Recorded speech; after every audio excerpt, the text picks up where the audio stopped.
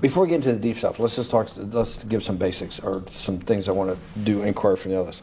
Walk me through the Santa Fe Institute. What was it about the time of the math? And this was in the late 90s. So they're not going to hear me on this part, right?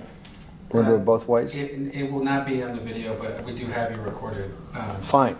Remember, when you're answering on these questions, I'm not in the shot, and they're never going to hear my voice. So a little bit you got to repeat in your answer, you got to repeat what my question was.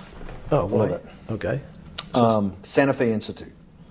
Why, when you're at the top of your game on Wall Street, do you decide to finance, which was at the time, or endow, or become the donor or sponsor, however you want to say it, for what was considered the most cutting-edge group of mathematicians in the world? Action. So Santa Fe Institute in the late 80s, early 90s, I was interested, I was on the board of Rockefeller. So that starts, Rockefeller University, formed by John D. Rockefeller to sort of give back to the community, east side of Manhattan, except it was old. It was sort of old-fashioned. They were talking about medicine, and medicine by itself was, again, subject to the ideas of science. They were trying to use science to find cures for disease. And I said, no, we need to do something different. We need to start interdisciplinary work. In most...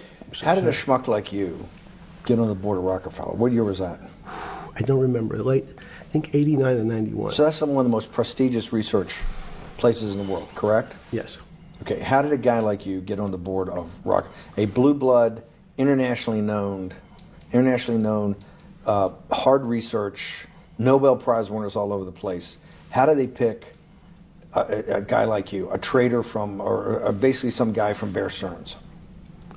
Good question. So I was asked to be on the board of Rockefeller, and I think it was, I was on the board of Rockefeller, there was a money manager who said, Rockefeller needs someone with financial expertise because the university is growing and there's lots of new things. You have to, again, we go back to the original discussion the last time.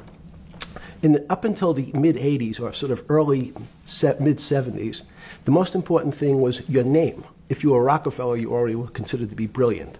If you were head of General Motors, it was your reputation. It was who you knew, who your family was, what was your character. And then in the mid-'70s, basically, if you remember, you probably had a calculator. It was very advanced in those days to have a Texas Instrument calculator, where it could, by putting in the numbers, it would multiply for you to do square roots. And that was the first, and everyone who had a calculator was already advanced on Wall Street. A simple almost like your accountant. The most important parts of business were really now going to calculations. So it's not only mathematics, but it's things that could be calculated. Reputation couldn't be calculated. I could give you, are you a 10 on a reputation scale, an 8? What does it mean to have a measurement of your reputation? We'll get to that later. But places like Rockefeller needed someone to say, look, we're entering a different world where numbers and the numbers of companies, portfolio management was going to be balanced. It was going to be statistical. Jeffrey, could you come on the board? Potentially sit on the finance committee, Nancy Kissinger and a bunch of other people. And David Rockefeller and I got along very well. He was an unbelievable human being. Respectful to everyone. He introduced his driver as his colleague, not his driver. He would never say, this is my driver. He said, it's my colleague. And David started to explain to me world politics. So David would say, Jeffrey, money is going to be sort of the most important things. People don't understand money. You seem to have this knack for money. I said to David, tell me about your life. What was the worst and the best part of your life? So David said, when I grew up, everyone knew I was a Rockefeller. They didn't know that my father told me he would not leave me a dime. No money. But every time we went out to eat, me and my 5 friends in school, they would leave me the bill. They would expect me to pick up the check because I was a Rockefeller. And he said, I was chairman of Chase Bank. And he said, I remember like it was yesterday, one of the headlines in Time magazine said, David please fire yourself. So he thought that there was a world that existed that would be a combination of both politics and business and leadership. What do I mean? He formed something called the Trilateral Commission. The Trilateral Commission is some spooky stuff. People said it was something, the Illuminati, there's some mystery about it, people that ran the world. It was politicians, but David said most countries, the politicians get elected for 4 years or 8 years, separate from the royal families in England or in the Middle East. Someone's there for 4 years and then they're not there anymore. The most important people to have stability and consistency would be businessmen. So he formed this Trilateral Commission of businessmen and politicians from 3 major continents. So it was the North Americans, the Europeans, and the Asians. So he said to me, would you like to be on the Trilateral Commission? Now, I was 30 years old, 32 years old. I said, great.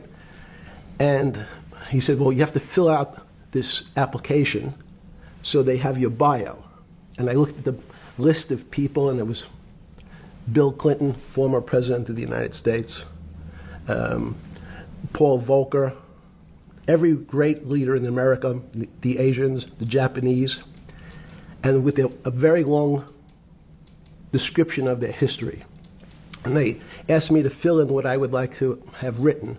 And I wrote Jeffrey Epstein, comma, just a good kid, which I thought was funny, nobody else did. So to answer to your question, at that time I recognized around the world that monies and currencies were not really well understood. But again, it was only numbers.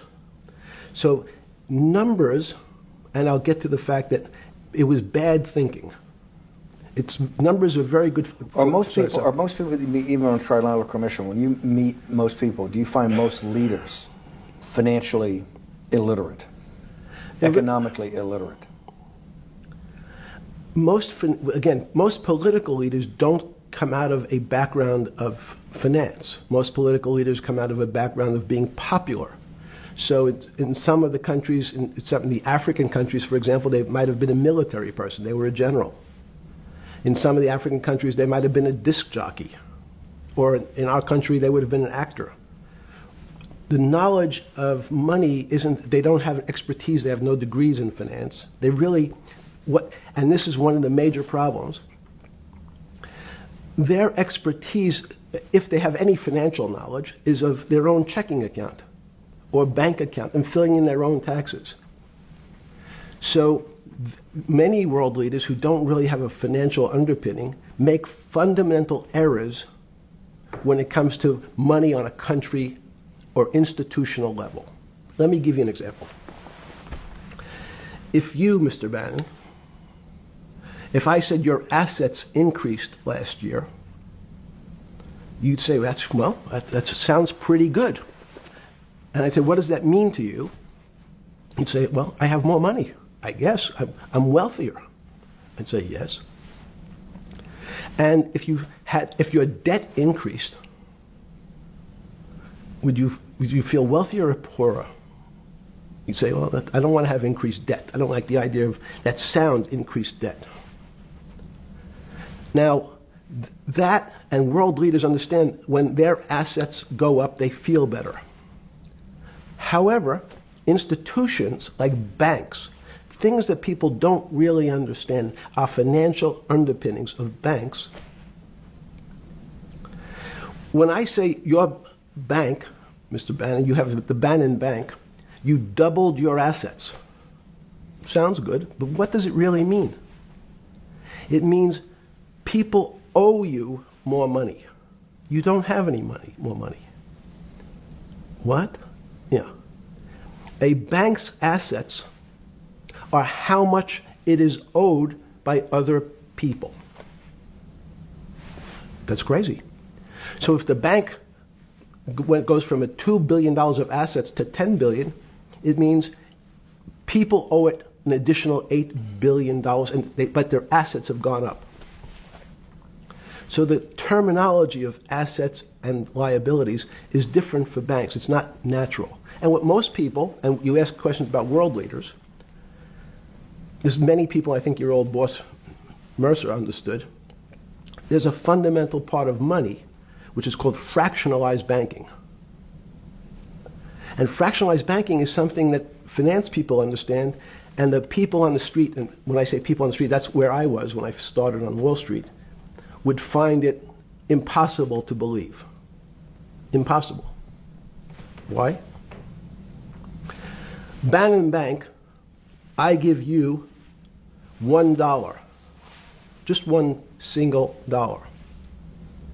In our system of banking, I would say, okay, Steve, I gave you $1. How much can you lend out to your friends?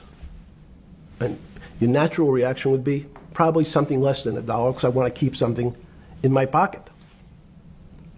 The way our system works is if you as a bank are holding my dollar, you can lend out an additional $8 or $9. No, it's impossible. I only have $1, Jeffrey. We have something called fractionalized reserves, which is if you have 1, you can lend out 9. That's the way our system works.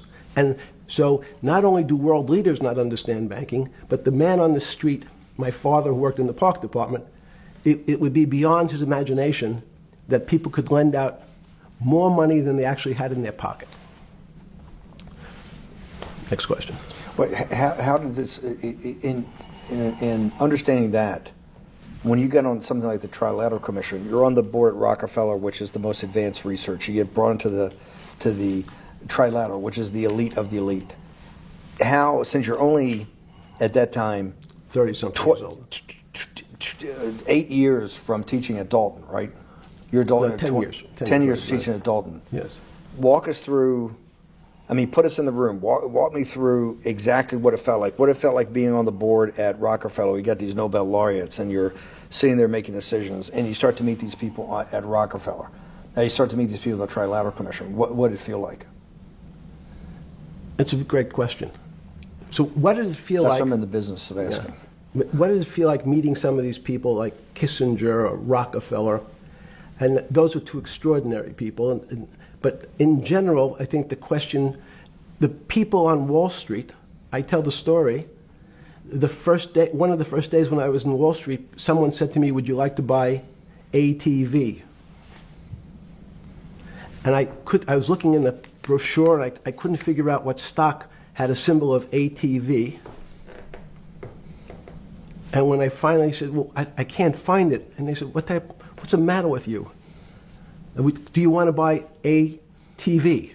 Which is, he was selling hot televisions, stolen televisions from the floor of the American Stock Exchange, referred to in common parlance as the televisions fell off the truck. So I knew what that phrase meant from Coney Island. But what I found was most people, be it in business, in normal life, or in the world leaders, don't really understand money. It is something they think about. They have a sense of what it is. They certainly want more of it. But they also make statements like, we want more money, but we don't want more debt, which just shows a misunderstanding of what money at its core really is. So most people don't, they want to make it, they want to save it, but to understand it intimately is not a normal characteristic. At the first Trilateral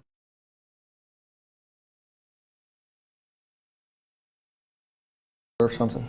Yeah, you're good. Just give me an approximate. You joined the Trilateral Commission. I think it might be and we'll be able to show we'll pull down the chart of where your name was, but just give me roughly when it was.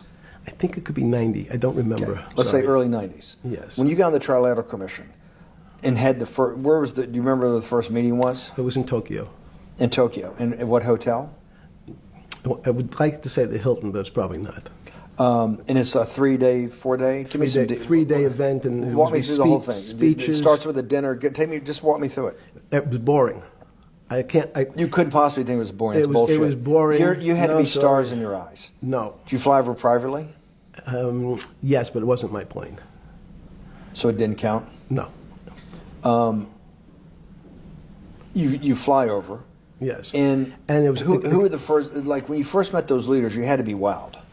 No. You're 10 years out of Coney Island. No, I'm not wowed by people of position. I'm wowed by people of great ideas. And I don't care if it's the bus driver. I don't care if it's the student I had who has teeth coming out in Well, every these direction. guys have to have great ideas. They're the leaders of the three great continents of the world: North America, Europe, and Japan. No, many of these world leaders become world leaders because they're popular and they were able to get votes or they were able to convince people to vote for them. I learned later.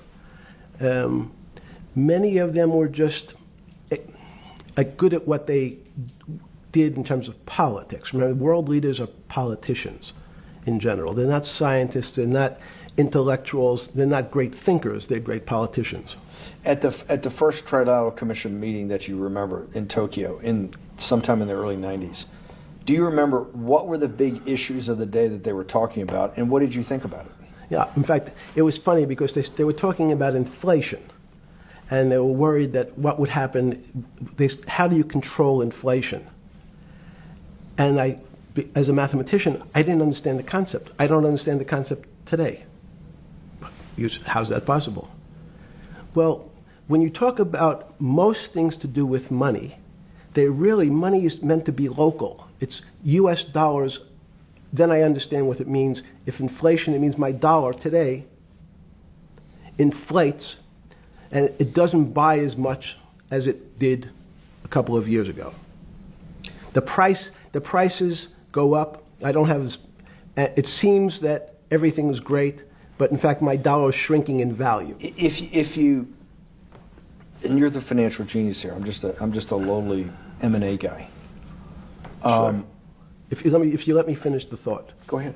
So if you're in America, you can feel inflation. Your salary's gone up, but you can't buy the same car. In fact, it starts to feel weird because the value. That's why I wanted to ask the question. Then this is my point. Sure. The people who live and breathe this, the central banks, have been haunted by the specter of inflation since the late 70s. Yes. First off, tell our audience, how did that happen? The two great financial events in the 20th century, I'm not going to get to the 21st, were the great inflation in Europe after World War I, the Great Depression, the hyperinflation in Germany that led to the rise of Hitler, and then this inflation in the mid-70s. Before you go to explain inflation, why is this specter of inflation always the central thing in central bankers' minds? Because it goes back to the first concept I said, the weird concept of fractionalized reserves. The system is not well understood. And most systems, in fact, are not well understood. We don't know how our digestive system... Stop. This is impossible. This is impossible. The world banking system, the world currency system, the world monetary system has to be so well understood by the Greenspans of the world and the Bernankes of the world and you, right? The currency traders, the guys making billion-dollar bets every day, the legendary guy on Wall Street in the late 90s, Versalin Brothers. Lou Ranieri? No, the guy that wrote the money... Michael Lewis? Marius Poker? Yeah, Marius Poker. Who's that about, that great trader? Lou Ranieri. No, it wasn't Lou, the guy that ran the desk. Yeah. That eventually ran the hedge fund that went long-term capital. Yes, I don't remember. Who's the guy? I want to say, I don't remember. I'm sorry. Lou Ranieri is big, but those guys have to understand the system perfectly. No, they don't understand the system. They understand the local part of the system. So, for example, why is not only inflation, most bankers are terrified if the public understood that the bank really doesn't have their money at any one time. It's one of the things during the Depression, there were runs on the bank. The reason the banks don't keep much money in the actual bank is they assume that not everyone's going to want their money on the same day. So it's not really the fear of inflation. The fear is a run on the bank. Everybody wants to take out something that doesn't really exist. Inflation is tied to interest rates. It's a more complicated example. But when your money doesn't buy the same amount of product this year than it did last year, if it buys less and less, like it happened, you used the term hyperinflation. There's certain countries that are not managed well, like in Africa at the current, A $100 billion bill, $100 billion bill in Zimbabwe is worth 1 American cent. That's the perfect example of hyperinflation. It goes up, it doubles every day. So people are afraid that their value in the system starts to break down. But so if I said to you, does your doctor understand your body system? You'd say, well, I hope so, because I want him to keep me healthy. But you could have a kidney infection, you could have a heart attack, you could have a broken knee. There's lots of pieces of this system. And in fact, when you ask the question, very few doctors understand your entire body. There's a specialist for your knee, there's a specialist for your polynoidal cyst, there's a specialist for your head, and now we have specialists in different areas. So and I'm going to get to your first question about Santa Fe Institute. The world economy and your body are both comprised of little systems interacting with each other and making one big system. This is what's stunning for all the little guys out there, the populist movement, the little guys that haven't had a pay raise in 30 years. They think that these elites, have everything. The guys in the room making the decisions, the party of Davos guys. You're sitting there, you don't think many people today really understand the complexity and really all the moving pieces and how they interconnect to the world's financial system.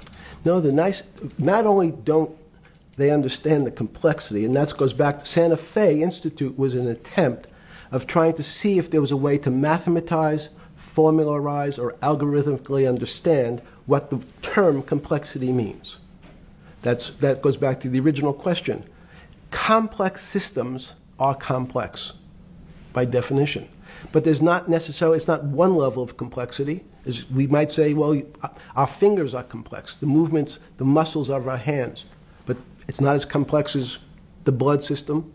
Now I have a circulatory system. I have systems on top of systems, so that there's no one group of or person that really understands the way the body works. There's no one group that understands the way the financial systems work. You might understand U.S. bond market. Now, you've asked about the trade of long-term capital. That was a bond fund, very small part of this very complex system. So the goal of the Santa Fe Institute was to see, is there a way to get in, somehow understand how complex systems interact? Fast forward, Steve, to today, where Google and these other engine companies, the other tech companies, are trying to build artificial intelligence. The strangest thing that they've found, one of the strangest things, is that the systems that they design, this artificial intelligence, which a lot of people have heard about, is they design a bunch of systems. They're called neural nets. The term simply taken out of brain work, neurons in the brain. Nets because they actually look like a net. They put in some inputs. The computers work, spit out an answer. Sounds normal to you. It's because you're thinking about that calculator you had in 1976 on your desk. When you ask the person who designed the system, how did it come to that answer? How did your neural net, can you show me the calculations? They say, no, we don't know. We don't know how the thing we designed actually came up with that answer. That's pretty strange. They take the same neural net now and they put it in front of a video game. No learning, nothing. They said to the computer, they say, sit in front of your video game and learn how to play. It seems the computer learns better than any human in history, faster than any human in history, beats any human in history, but when you ask the designer how did it do it, no one knows. It just did it. So that's the first little touch of things that we already have gotten to a place where we don't understand it, and we built it. On Sunday afternoon, September 14th, 2008, where were you? Sorry? It was the night they put Lehman Brothers in bankruptcy in London. I was in jail. Seriously. Yes. So the financial crisis of 2008 happened when you were in jail? Yes. Oh, this is going to be so amazing. This is going to be so amazing. I take it you didn't have your Wall Street Journal dropped off to you in the morning, your Financial Times? No. How did you hear about because I want I forgot about this, but yes. I'm trying to get, this is going to be amazing. This is, let's go back and do that again. Sunday afternoon, because I want to find out about people, the geniuses understanding the complexity of the financial system. Because I think the best example we have is the financial crisis, the crash of 2008. Sunday afternoon, September 14th, I think it was, 2008, is when they were working feverishly in Midtown Manhattan at the Lehman Brothers offices and at various law firms around town, and with the Secretary of Treasury in the Federal Reserve, what they're going to do with Lehman. They decided they weren't going to save it. And so they prepared to put it into bankruptcy at the open of the market in London the next day. How did you hear about what was going to happen to Lehman Brothers, and what did you immediately think when you heard that it was going to be put into bankruptcy? I'm glad you asked that question. I was in solitary confinement September 14th. And again, some of the public stories about the wonderful time I had in jail and my work release, which didn't come till months after. I'd been there since June in an 8x10 cell with a bed in the back, a 6-foot bed in the back, a chrome sink with a toilet attached to it, and a little piece of metal sticking out that was supposed to act as a table. Now, since I was in jail, there were no books. Why? There's no library. No library, but you're in jail. No, I was in jail, not prison. So in jail, I was in a place what's called the Special Housing Unit, which is for the roughest, toughest, meanest people. They had put me there, they said, for my own protection. So I was in a 8x10 cell with a little slit in the door where they would serve my food on a tray about 9 inches by 4 inches. And then as soon as I finished eating, they would take the tray and close it down. And one of the guards said, do you understand there's Wall Street's crashing. I'm worried about my pension fund. What should I do? And I said, sorry, Wall Street's crashing? What's happened?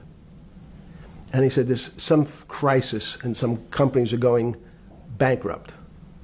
I said, are you sure? And he said, yeah, it's all over the papers. We're all terrified we're going to lose our life savings because we have either a 401k or our pension funds. We don't know anything about money. Mr. Epstein, can you tell us, like, what's going on? Am I going to be able to afford my children's education? Am I going to be bankrupt like this company called Lehman Brothers? And there's another company in the front page today called Bear Stearns. Oh, no, I said. Why? Because that's the company I was a partner in. And in fact, that was a company I had a very large investment in. So, as a great story, I didn't have my Wall Street Journal, but in the early mornings, you're allowed to make 2 phone calls, collect. And when you pick up the phone, you can dial a number, and when the person picks up, they say, you're getting a call from the Palm Beach County Jail. Will you accept reverse charges? And the person either says yes, and the call goes through, or the person says no. The person I had called was Jimmy Kane, the president of Bear Stearns. And I said, tell me what's going on. And so that my knowledge of the financial crisis happened with Jimmy, who was at the center of the storm, telling me about what Lehman had gone under, and they were trying to figure out a way, should they bail out Bear Stearns? Did it strike you at the time of the mess you had made of your life to be in a situation that you're one of the greatest financial minds in the world, looked at by world leaders and asked your thinking by the most prominent and important people in the world, and here you are in solitary confinement. You got to make a collect call to somebody. Did it strike you at the time how all the threads of your life had come together and put you in a position, or you had put yourself in that position? No. So it never struck you when you had to make one of your 50% of your collect calls that day, you call the president or the head of the CEO of Bear Stearns. The biggest financial event in your life is taking place, of which one, every important person in the world would be seeking your opinion. Number two would be a once-in-a-lifetime opportunity to apply your craft. Number three, it would be a once-in-a-lifetime opportunity to make money if you were smart, and obviously you're smart. You're telling me here, truthfully, that it never hit you at all of how you'd ended up in a place where you had to make a collect phone call from a jail cell that was 6 by 9 with a steel bed and your food being passed into a slot. The question you want to ask is, who was the other call to? Okay. Who was the other call to? The other call was to my friend at J.P. Morgan, who was then, I didn't know it at the time, trying to buy Bear Stearns. So at one point, I had two phones. It was difficult because they're afraid people are going to hang themselves with the phone cord. So they don't actually come together and they're pretty short. So I was actually going between two phones talking to Bear Stearns and J.P. Morgan at the same time. So I found it amusing. And it never struck you about how to end up in a situation like this? No, that would be probably means I would be too self-aware. You can't possibly expect me to believe this. I know. I don't believe it. You're telling me that during that day, you never had a moment. You sat there and go, what the fuck have I done with my life that I'm in a 6 by 9 jail cell when I should be on a trading desk, or I should be in my $250 million greatest townhouse in New York City taking calls from the king of Saudi Arabia, the president of China, the head of Russia, the president of the United States, to save the world's population from a financial debacle. You honestly expect me to believe that that never happened? You're suggesting I was somewhat depressed, and how could this happen to me? I'm not saying depressed. I'm saying a moment of awareness of how could I get myself into this situation. No, I would just say how strange that this happens. It's strange.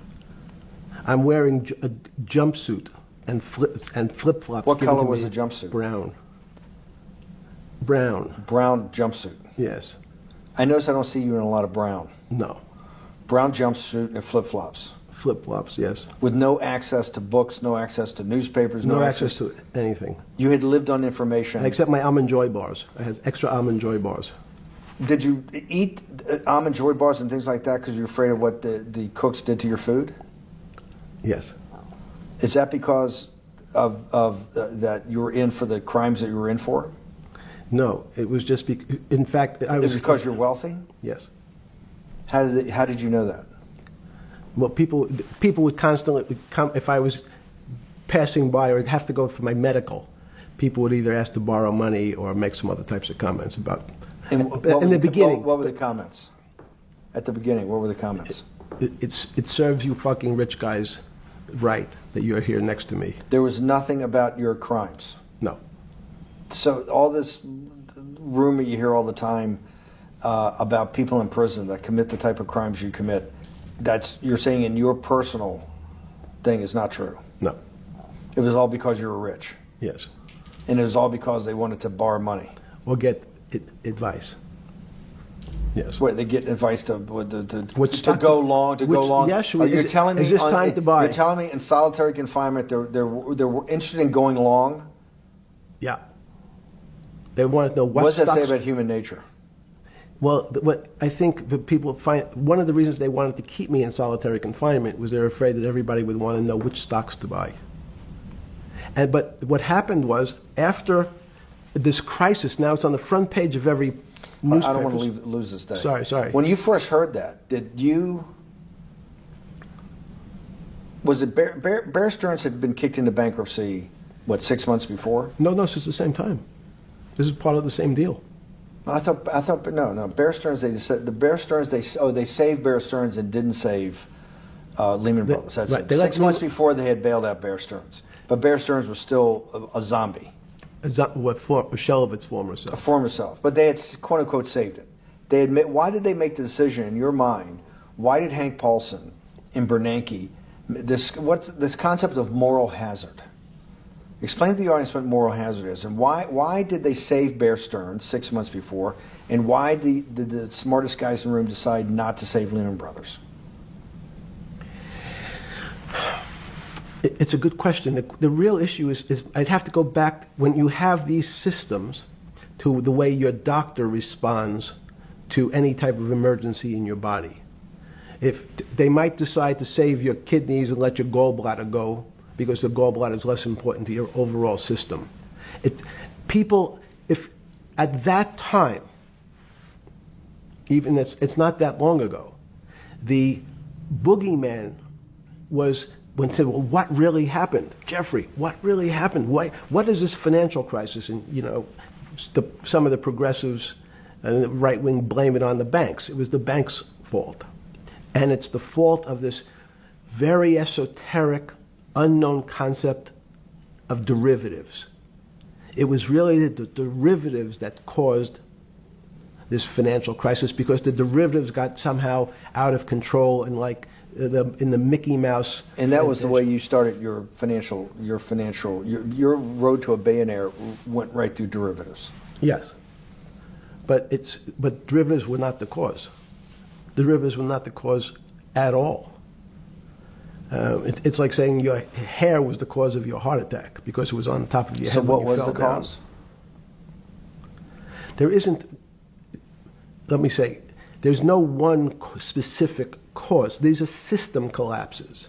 So many times when they have to make your death certificate, when you say, well, what did he die from? They'll say heart failure. But if you say, what was the cause of his heart failure?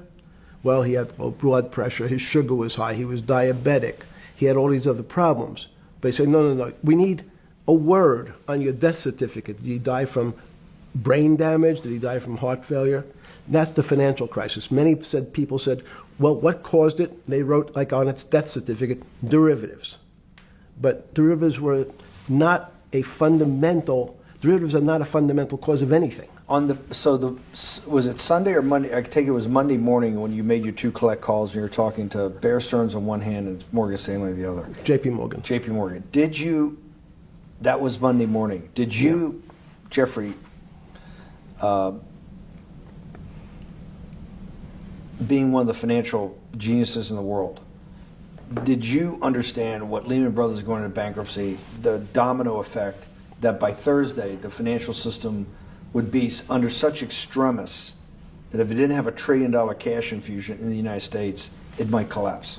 Did you know that at the time? Did you view that at the time? Yes. You did? Yeah. Why? Again, I don't want to bore you or the audience with the idea of it's a medical procedure, but you had system failures. So you'd recognize that if I said to you, did you realize when your father was on the ground and he was clutching his chest and he couldn't breathe, it was a bad situation, he could die. That's how I saw it. Did you immediately think about the commercial paper market? I mean, the mechanical triggers that actually you had to blow through these circuit boards. Did you know the circuits? Did you understand the circuits?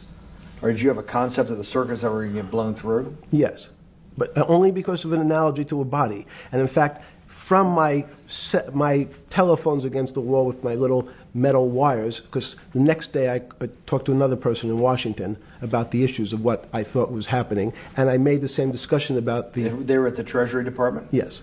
So in a 6x9 cell in... The phones were outside the cell. In Palm Beach County, California? West Palm Beach, Florida. West Palm Beach, Florida. That's what your juice diet. West Palm Beach, Florida. West Palm Beach, Florida. West Palm Beach, Florida. You're making a call to Washington, D.C. to talk to some deputy secretary of Treasury. Someone in Treasury. Right. Someone in Treasury. Right.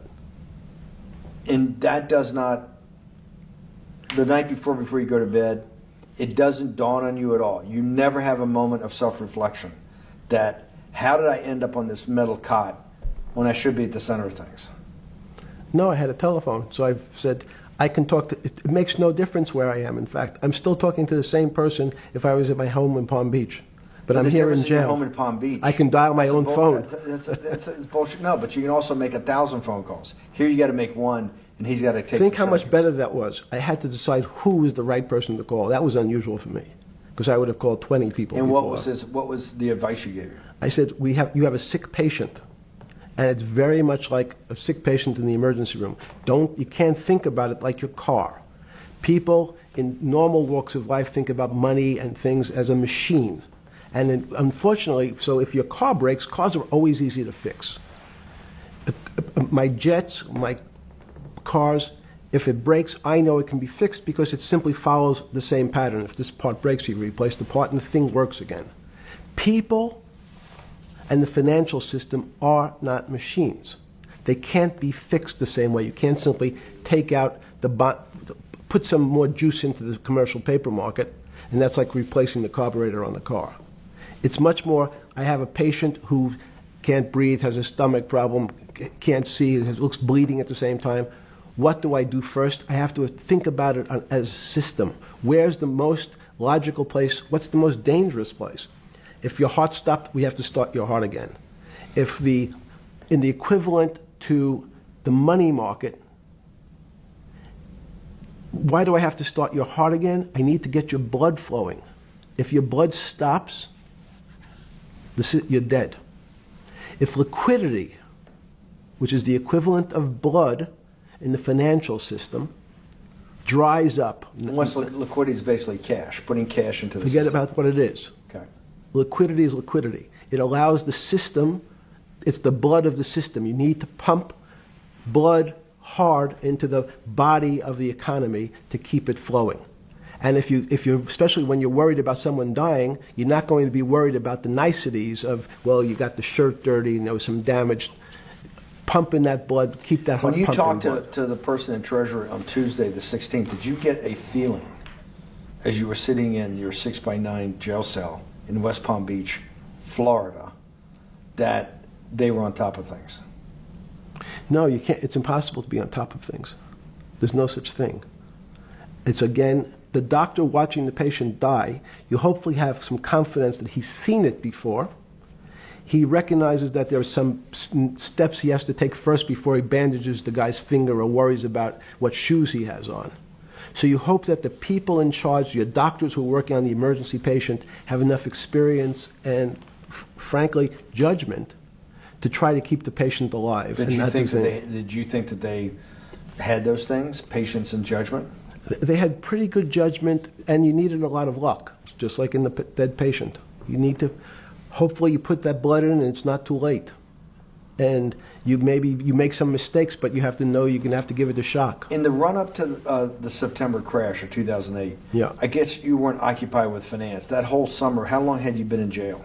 I went to jail June 30th. So the entire summer? Yes. Before you went into jail, you were still very active in the financial markets? Yes. When you say active, you trade currencies every day, you trade stocks every day. When people, I don't do any. Someone like you, or you give advice to people to trade stocks or trade currencies. I don't trade every day. I think that's, like Woody Allen said, you can't beat the bank. So I try to pick my spots. George Soros picked his spot when the pound collapsed. This would have been a great money-making opportunity that passed me by when I was in jail, but that's not how I think. In the run-up to that, in the spring of 2008, that's when Bear Stearns got in problems, I think, in the spring of 2008, and they decided to bail it out. Did the Bear Stearns guys talk to you for advice at that time, in the big crisis in Bear Stearns? No, but see, again, unbeknownst to most people, and it's easy to blame people for the financial crisis, like you'd blame someone for giving your father the drink before he had his heart attack. But what really happened, the real enemy of the finance system was Bill Clinton. And if you ask me what and who caused the financial crisis, I would tell you it was Bill Clinton. Because of what Bob Rubin and he did to deregulate the financial system? No. Because as of the last time we had our 60-minute interview, you talked to me about home ownership. And you asked me whether everyone should own a home. And I told you no, it's too risky. So the financial collapse of 2008 is because of hardworking African Americans, Hispanics, and whites who wanted to have a ownership stake in the society that all rested on their shoulders. They're the culprits. No, not at all. Okay, then I didn't say they were the culprits. I was pretty clear it was Bill Clinton. Okay. And why was it Bill Clinton? Because Bill Clinton wanted to get votes from those people. And he sold them the idea that instead of renting in a house, and historically the values of houses have gone up, and he said, you guys in these local communities who haven't been able to afford a house before, I'm going to show you a way. I'm going to give you a way, because I'm sure I'll get your vote, that you can own a house, because I want your vote. So what we're going to do is I'm going to let you buy a house, Mr. Bannon, when you really, you're right on the border, maybe, or not even on the border. Your credit is not good. Okay, let's be honest. And it's not my fault, it's not Bill Clinton's fault, but if whatever happens, at the moment your credit score or whatever it is, your credit's not good. Now, normally, you come to me and want to borrow money, I'm a bank, and I say, I'm sorry, Mr. Bannon, I can't lend you money because your credit score is not up to where it needs to be. Hopefully, if you work harder and clean up some of your problems, it will be. But no, what I say to you is, I'm going to figure out a way to lend you, not give you. I'm going to lend you money anyway, though you don't have a good credit score. And don't worry, I'm going to get rid of the term that you don't have bad credit. Bad credit sounds pejorative. You don't want to be a person. Sounds judgmental. Yeah, it sounds judgmental. So what we're going to do is we're going to call your credit situation subprime. Oh, nobody knows what that means. Subprime. That means prime is good credit. Subprime is not good credit, less than good credit. So we'll call it something that people really won't follow, and we'll tell you what. We're going to have people lend you money, though you are a subprime borrower, and I will figure out some government agencies to guarantee your loan, though I don't think you're a good risk. So the banks say, no, no, no, we don't want, initially, the banks said, sorry, this is too risky, Mr. President, for us. We're in the business of managing risk. It's not our money. It's the hard-working people's money sitting in our bank. We can't lend to people whose credit is not prime. You're asking us to lend to people who are subprime. And he says, here's the key, if you don't, Mr. Bannon, I'm going to make sure the Justice Department charges you with discriminatory lending because you refuse to lend to my subprimers. In business terms, you should never lend to. But what we'll do is I'm going to form an agency called Fannie Mae and Ginnie Mae, just another agency names. They'll guarantee your loan. So don't worry. Don't worry. You don't have to pay it back anymore. Even though and maybe you don't even have to work as hard anymore. That's probably a harsh statement, but these players, these two big firms, Fannie Mae, will guarantee the fact that that bank will receive its money. Now, the bank says, wow, best deal in history. I refused to lend to Mr. Bannon, but now he has the big brother, his Uncle Sam. He went to his Uncle Sam, and Uncle Sam says, I'm guaranteeing it. The bank says, I want everybody. Give me as many people as you can give me. Because Uncle Sam is the best credit in the world. Not only it's the United States government. We'll take it all. We'll take as much subprime as we can handle. because it's the best investment for the moment. It's a strange investment because it has politics that has inserted its way into the numbers. Politics doesn't belong in the markets, but now we're going to have, I want the votes, we'll make guarantees that you who can't get a house normally will be able to get a house from the bank. The bank says, this is the best deal in history. We will package 100, 300, 1,000 of you subprimers, and we'll sell it off to somebody else. And the whole system becomes mired in subprime mortgages. That's becomes the issue. What do you mean mired? There's just too much supply. It's a supply-demand problem. You get too much supply. No, it's a very good question. What does too much supply mean? Well, then you get to people, go back to your first question to me, government leaders. Government leaders know if they're good, and they can do mathematics, they can balance their checkbooks. So certain people in Congress said, well, how do you value these subprime mortgages? The banks say, we've been valuing them the same way we've always valued them for the past 20 years. The accounting firms, there's something in this country called GAAP accounting, which is a standard type of accounting. And we account for them the same way we've always accounted for them. If we paid $1,000 for your mortgage last night, when we put it on our books today, we're going to say its value is $1,000. It makes sense. I paid for it what's its value? It's $1,000. That's what I paid for it last night. No. The Congress people said, that's not really a good answer, you know. That doesn't give us confidence that you know what you're doing. Because what happens if you have to sell it tomorrow morning? Something's happened and you have to sell it. Remember, there's kinds of stress tests. Would you be able to value it at what you paid for it the day before? And Wall Street says, that's not the way you can think about this. This is crazy. We always value things at the cost from the day before. And they changed the accounting method, in essence, to say not what it was worth yesterday, but if I have to sell, what would it be worth? That's impossible. So what happens is every bank now has to value something they bought yesterday at lower than they paid. Never before in 20 years did they have to do this. So something they bought at 1,000, on their books was 1,000, is now 990. That starts to, you asked the question about what did I start to think about. Something's 1,000 and 990, this person now has to value it at 980.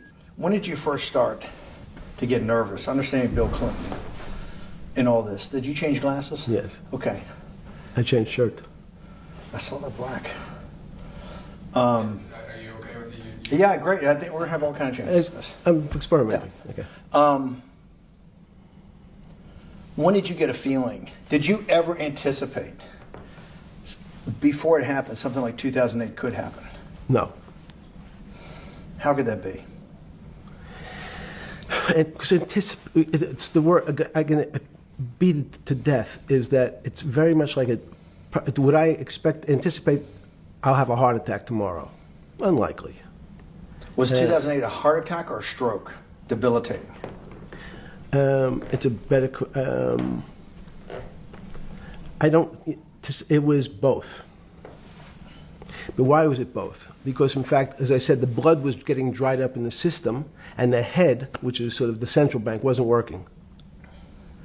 So to some extent, it was a combination. It was a crisis. Did you see that building up over time? It's always been lurking in the background. I mean, if you have an older parent, would you say it's possible? Did you anticipate him having a heart attack today? No, you hope things are going to go better and maybe they'll fix it up.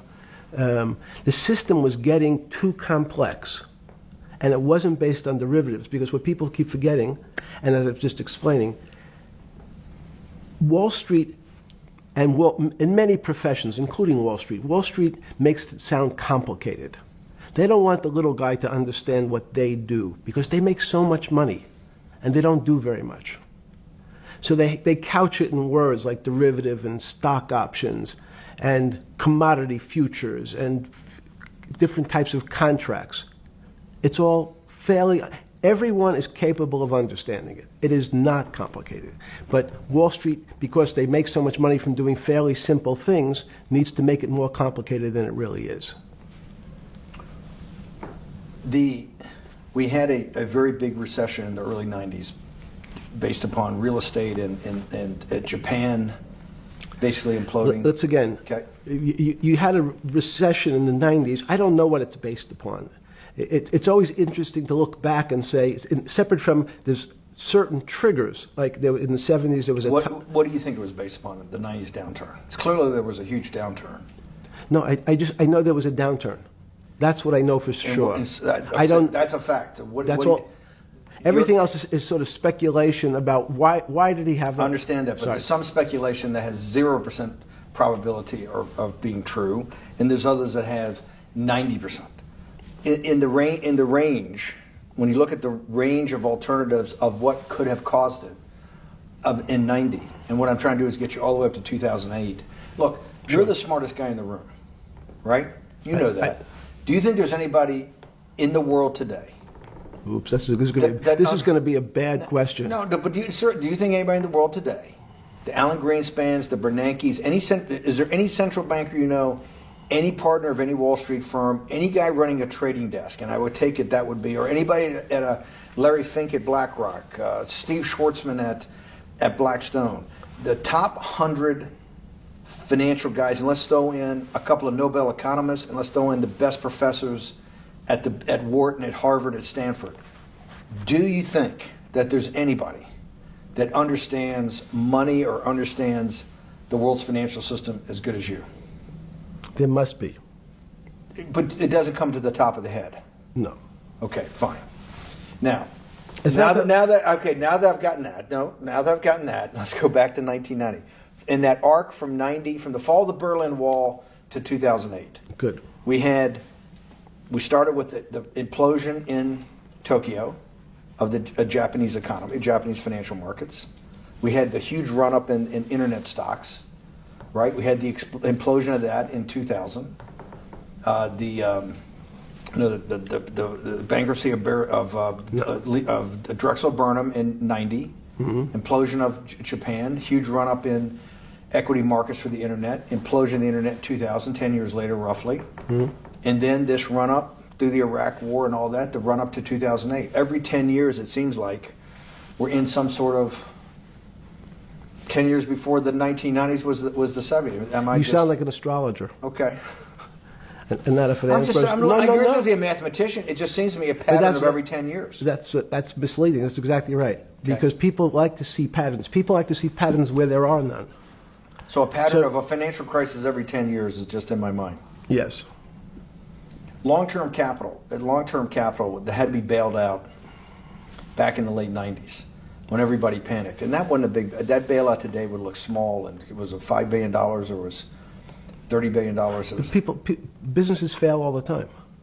But long-term capital, the Federal Reserve stepped in. But I'm saying people go bad. Things go bad all the time. Yes, you're correct. The audience is watching this, the little guys, they go bankrupt all the time and nobody gives a shit. You know why? They're a little guy. But when long-term capital management goes bankrupt, or Bear Stearns goes bankrupt, or Lehman Brothers goes bankrupt, people care because it's an unfair characterization. Why do you say that? Because again, it's the complexity of the situation. If you think about you have a complex system. You have your body. Now, in fact, the little guy is my finger. This is. And Bear Stearns is your heart. That's correct. The banking system is my heart.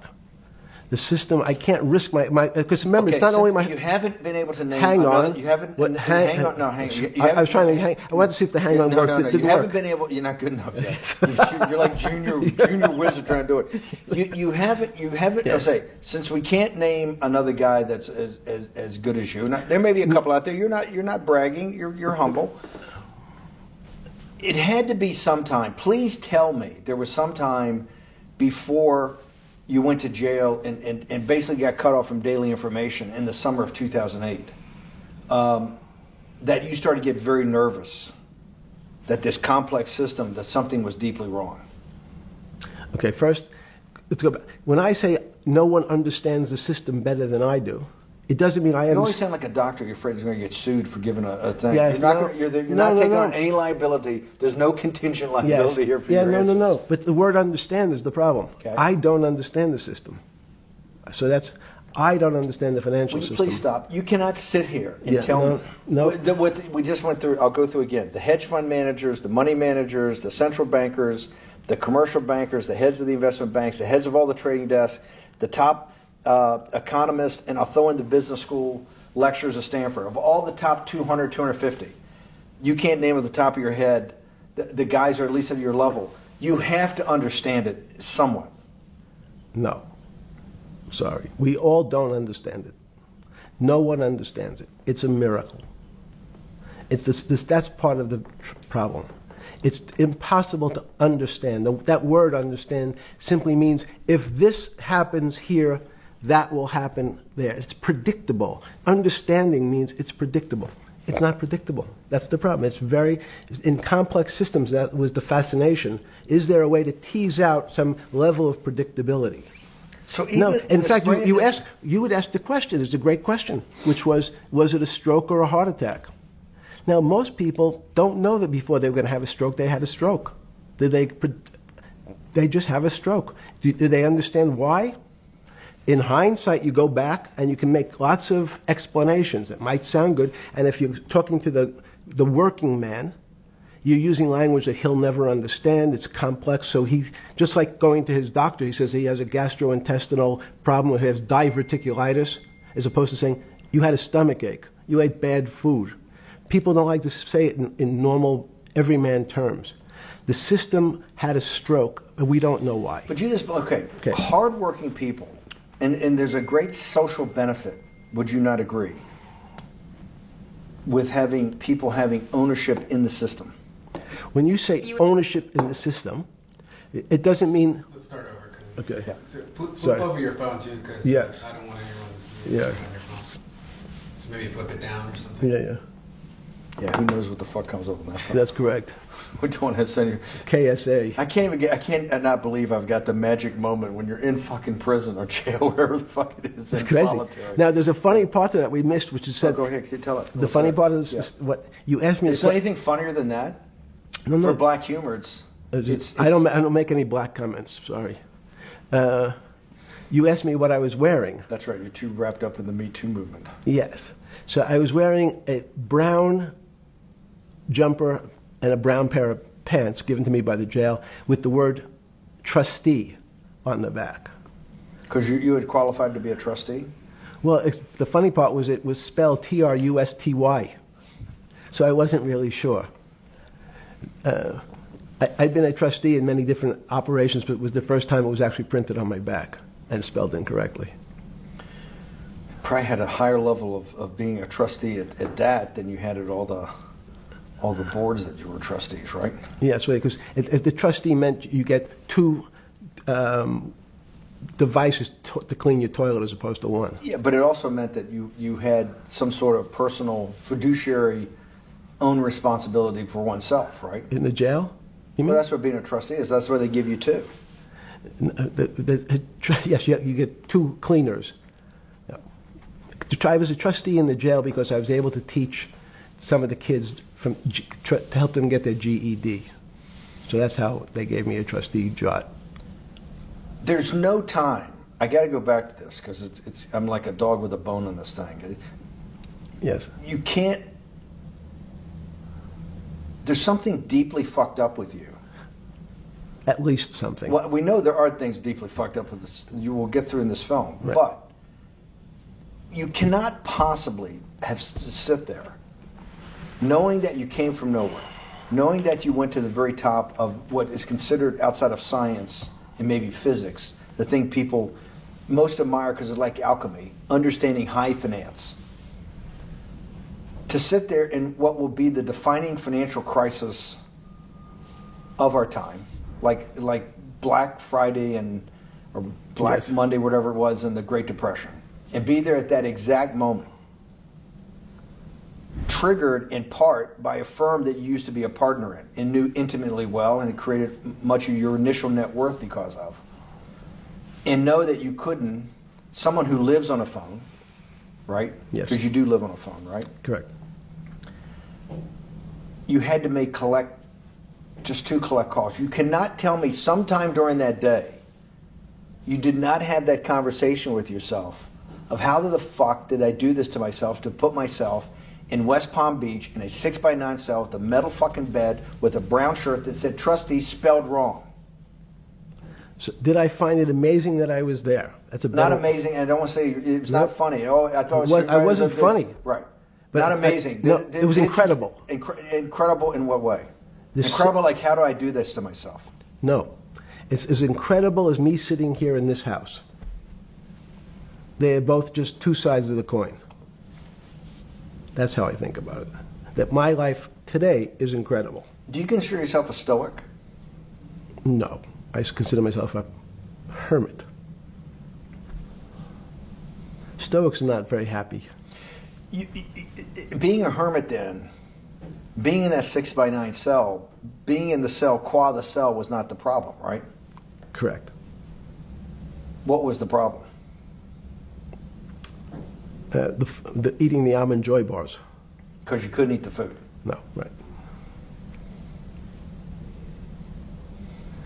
But remember, my life is. Did that ever strike you that I can't eat the food because somebody might have done something to it? I gotta live off an almond joy bar, 1 a day or 2 a day or whatever. How many ever sneak in a day? No sneaking in. Your 1 almond joy bar, it did not hit you at some time? How the fuck did I do this? No. Let's go back to the spring of 2008. Were you so wrapped up in your personal issues at the time you were not spending enough time on the financial markets, or were you deeply involved in the financial markets like you normally were? No, I was involved. So we're saying that the smartest guy in the room didn't see it coming.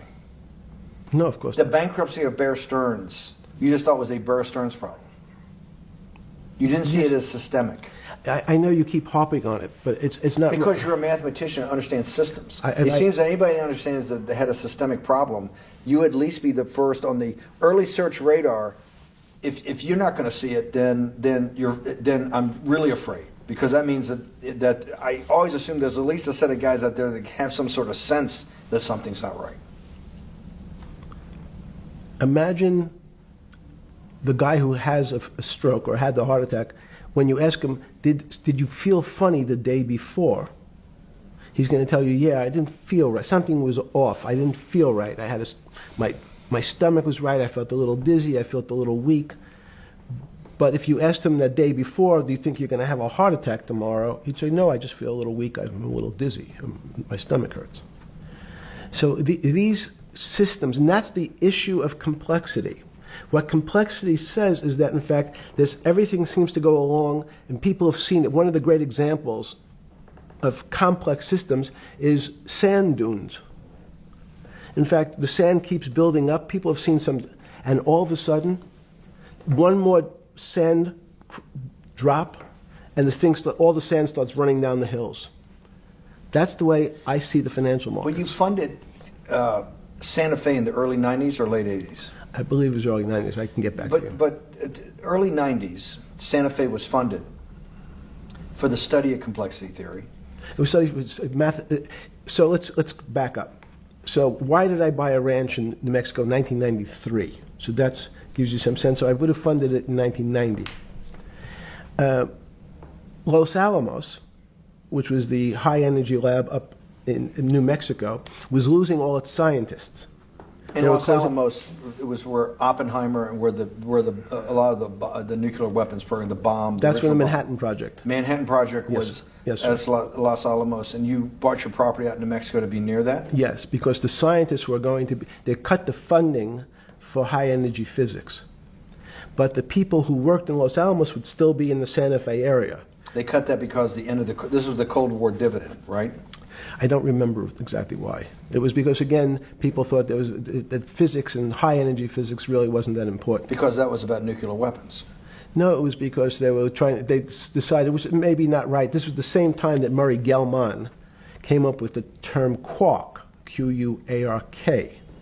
He picked it out of an old poem, the word quark. But it was mysterious. So they were starting to understand in the 90s that our world of the physics world, there was things that were just unexplainable. They called it strange things. You gave it a name. You gave it some characteristics. You called it had charm, was one of the terms. It had a charm. It had a flavor. It had a color. But no one, Mr. Bannon, understood what it was. Just like the financial system. And you wanted to investigate that? I wanted to see if we could build tools so others smarter than me could help investigate it. And that was the beginning of your concept of the Santa Fe Institute? Yes. And Santa Fe Institute was founded to do study in this type of... Can these areas of strange things be described by some form of mathematics?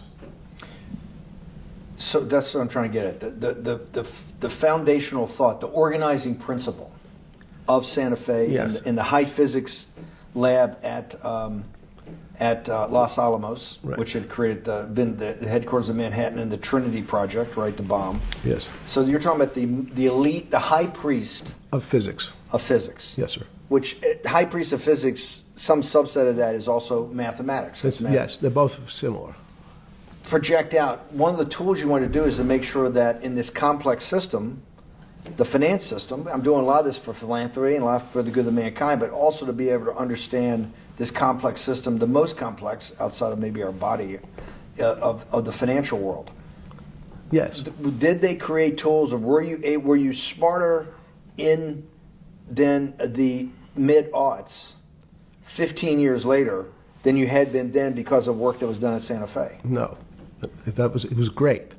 But in fact, most of the money, most of my philanthropy in the area of can you describe things that appear to be unexplainable by mathematics, and can you fund people who have new ideas?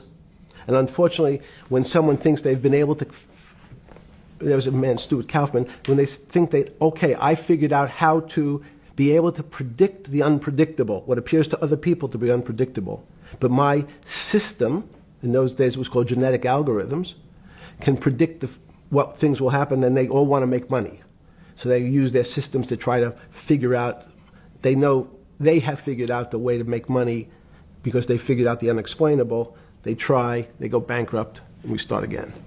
So with a cold view, what I've come to realize is that the attempt to mathematize, formularize, or what in your prior world, to understand what really is, in today's world, still unexplainable, is impossible.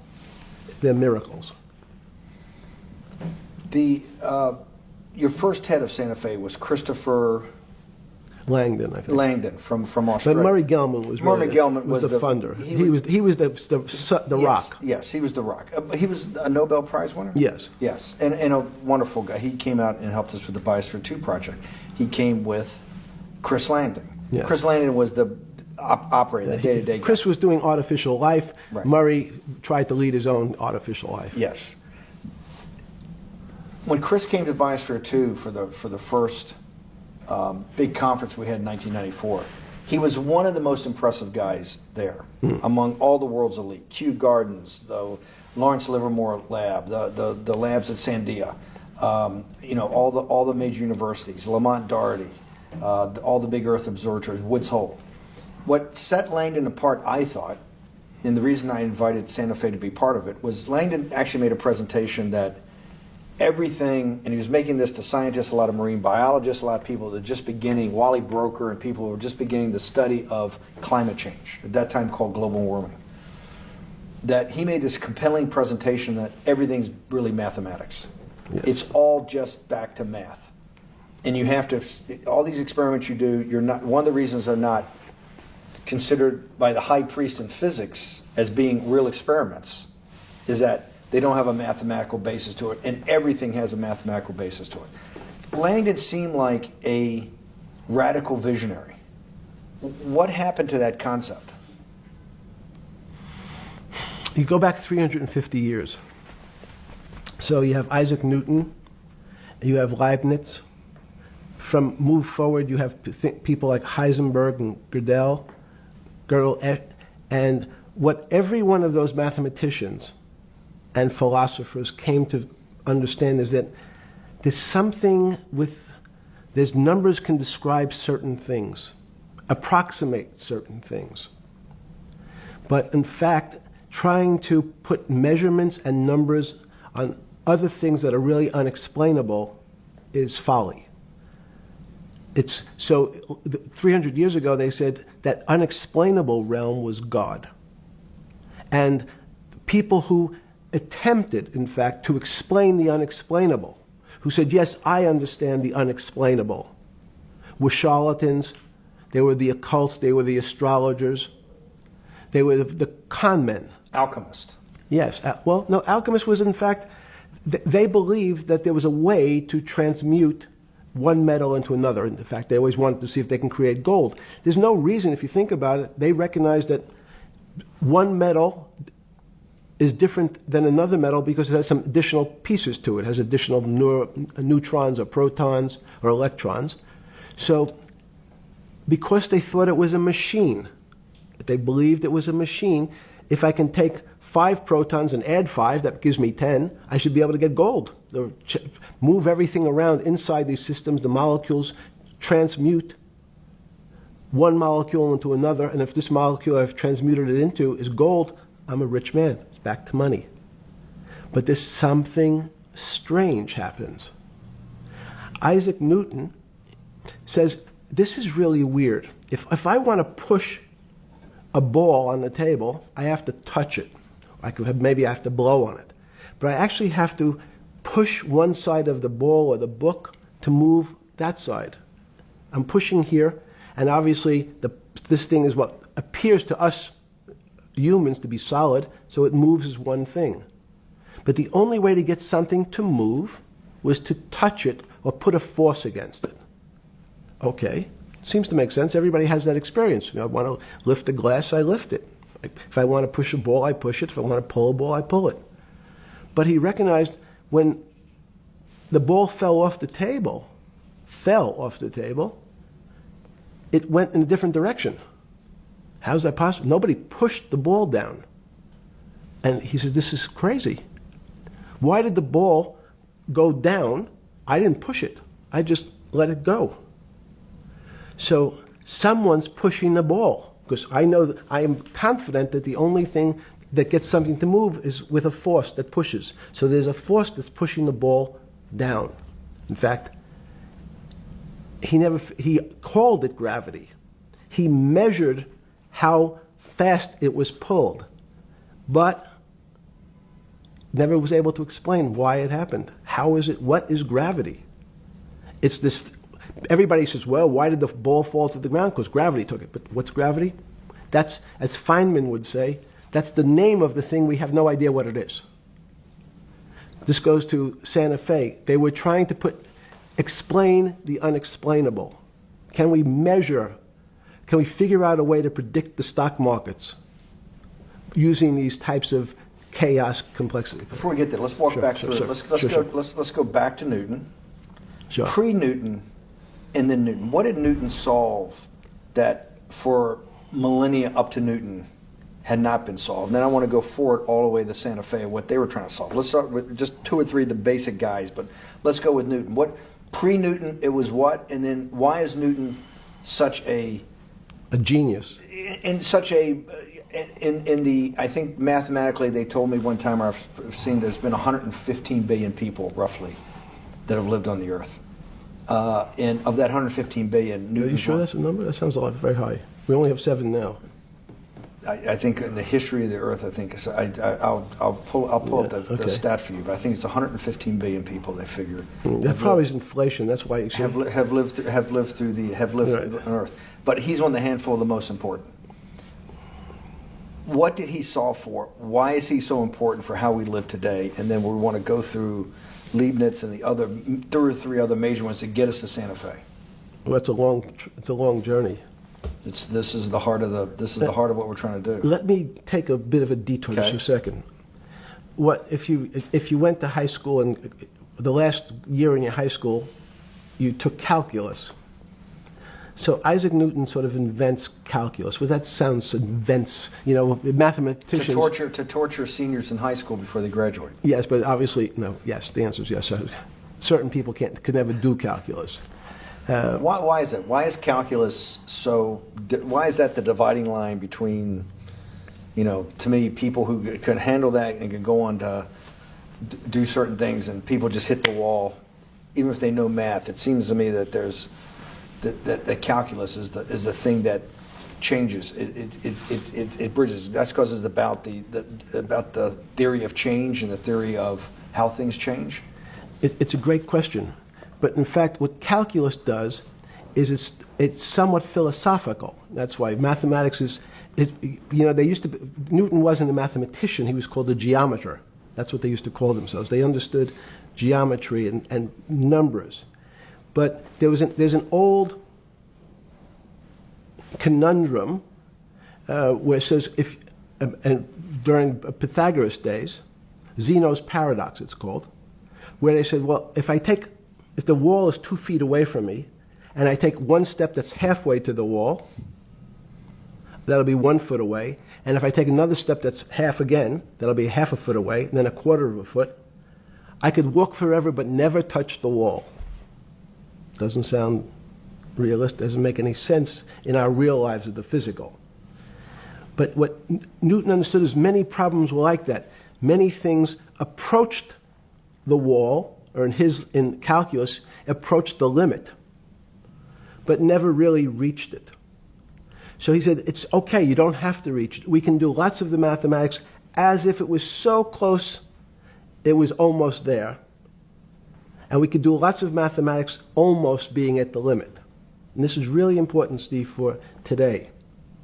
Because most of the science up until today was things that are starting to approach the limit. You were taught in high school that if you had 1 divided by 0, if you remember your high school algebra, you were told, what's the answer to that? Is there an answer to 1 divided by 0? No, if you were in high school, I'd say, stay away from it. It's the boogeyman. You could write it down as it's undefined. It's not able to be determined. There's a bunch of things. But in fact, 1 divided by 0 is a strange things happen. It's a world of the strange. And what I'll explain to you after is that when you get 1 divided by 0, you get into a world we don't know what happens. The answer is it's not explainable. We can call it things like undetermined. We can have a convention to say it's X, Y, or Z. But in real life, we don't know what happens when you are actually at the limit. So Newton thought the same concept is that the limits were God. You got close to God, but you can never be God. He had this sort of religious interpretation. Okay, I want to go back to Newton. Why is Newton such a big dividing line in mankind's history? What is it about Newton? What is it about what he tried to solve? What did they not know beforehand? And because we live to a degree in a Newtonian universe, although I realized later subparticle atomic physics, but at least for a while it was Newtonian. So what's the dividing line? Why is he so important? Why is he an inflection point in mankind's movement from the swamp to the stars? It's a great question.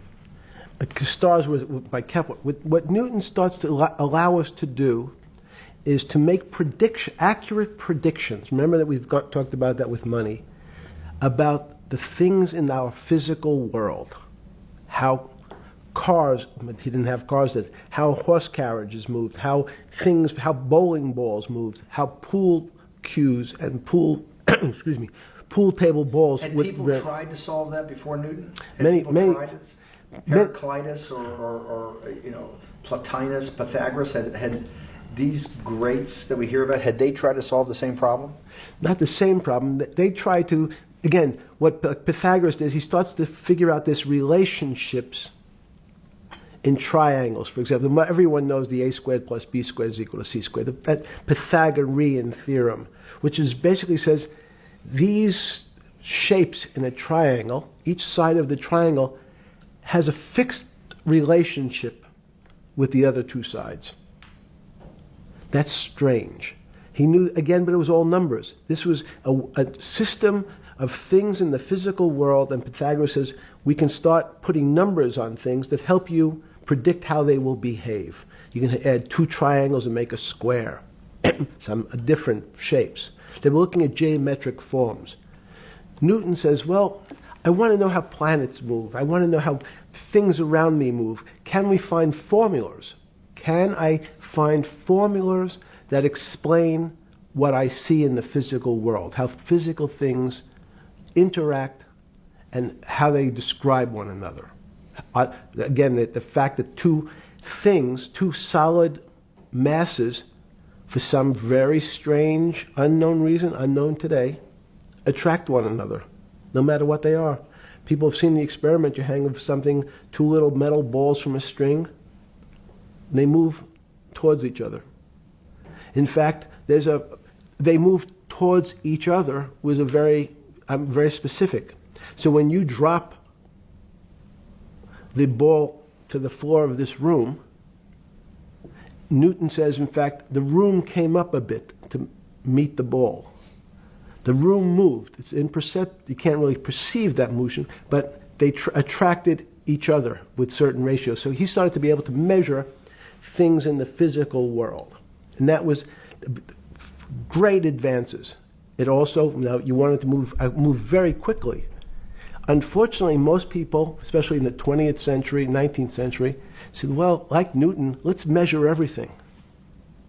Let's measure people's behavior. Let's measure their psychology. Let's measure their health. You go to we could have my blood test. Let's measure everything. We measure Wall Street. Their voting habits. Measure, measure, measure. Can we put a number on how much I care for my wife? Can I put a number on how I feel? And we tried, unfortunately, we try to mathematize the finer things in life, and then recognize that there's things that unfortunately just fall outside.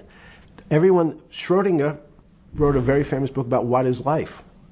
He was trying to figure out a way, can he describe the difference formulaically between things that are alive and things that are dead? The answer is no.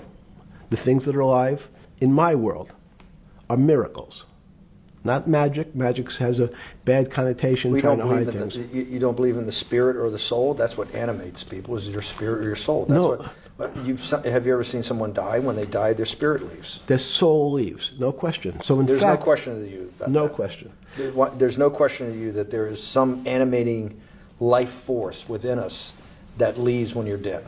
Yes, in fact, I refer to the soul. This obviously a certain the questions in the past, even because during people would normally think you were soulless. So thank you. But have you talk about you actually believe in it and have done some thinking about it is pretty shocking in its own right, isn't it? Well, again, mathematics, Leibniz thought. So Newton was at Cambridge, and he was the head of the math department, right? He's a professor, essentially. Yes. But Leibniz, was Leibniz a German professor? Yes. But what Leibniz said is the soul is so strange because God took chemicals, which is simply the material, like tables, and he somehow made this material able to have a thought. How strange is that? Not only does it have a soul, but some way it was put together that this material substance is able to think. So when you say to me, it's obvious to everyone that there's such a thing as a soul. Now, if you're part of the Charlatanville, you'll try to explain it to people. The soul I describe as the dark matter of the brain.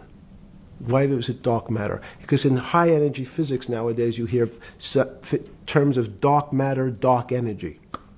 Again, terminology, it's a complicated term. Why is it dark matter? Because we can't see it, that's all. What do you mean you can't see it? Well, somehow we see something moving towards this area of darkness. Something, I can see this thing. This appears to me to be empty. It's just black. But I see it being drawn this way.